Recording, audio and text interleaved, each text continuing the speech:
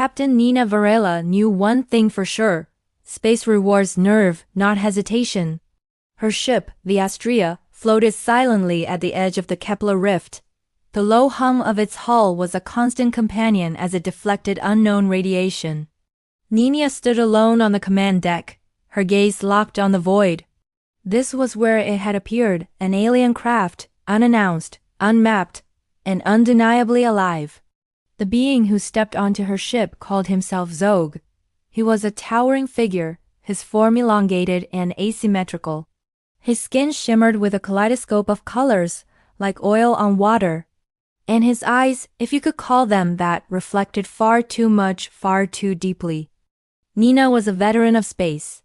She faced down pirates, navigated treacherous war tribunals, and even quelled mutinies among her own crew. But nothing in her decorated career had prepared her for the profound, unsettling calm that emanated from this creature. Zog made no threats. He offered no signs of submission. He simply observed. Then, his voice echoed not in the air, but directly inside her mind. "You command this vessel," he stated, "and yet you are fractured." Nina's posture stiffened instantly.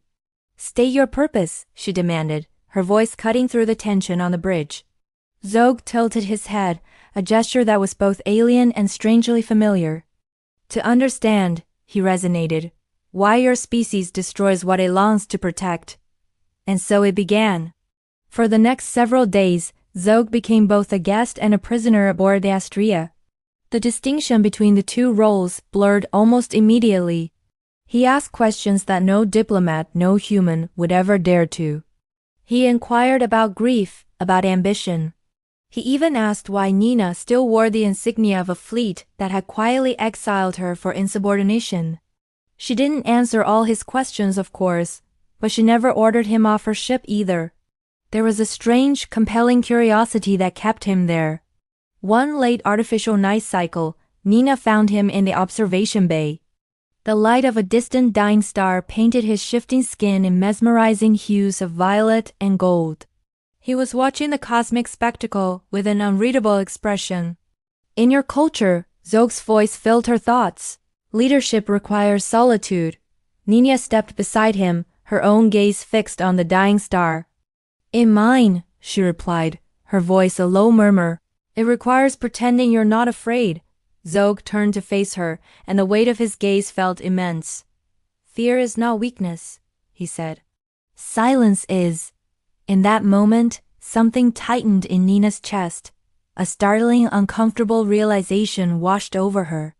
Zog saw her more clearly than any human ever had.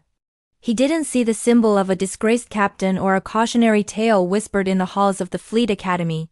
He saw Nina Varela, the woman, carrying the crushing weight of command and the heavy burden of its consequences. The uneasy peace was shattered when the Kepler rift began to destabilize. Alarms blared through the Astrea as gravitational forces threatened to tear the ship apart. The crew fought desperately, but their technology was no match for the raw power of the collapsing rift. It was then that Zog acted. In a display of technology far beyond human comprehension, he interfaced directly with the ship's systems. He became one with the Astrea, his alien biology weaving through its core programming, stabilizing their escape route. In doing so, he sacrificed his only chance to return home with his own people. After the chaos subsided, the stars outside seemed quieter, the void more profound. Zog stood at the airlock, awaiting a rescue envoy from his kind that would take him on a different, longer journey home. Nina watched him, her hands clasped tightly behind her back, her posture rigid with all the things a captain could never say aloud. The gratitude, the respect, the strange sense of loss. "You will continue," Zog's voice echoed in her mind one last time, a gentle, knowing statement. "To challenge authority."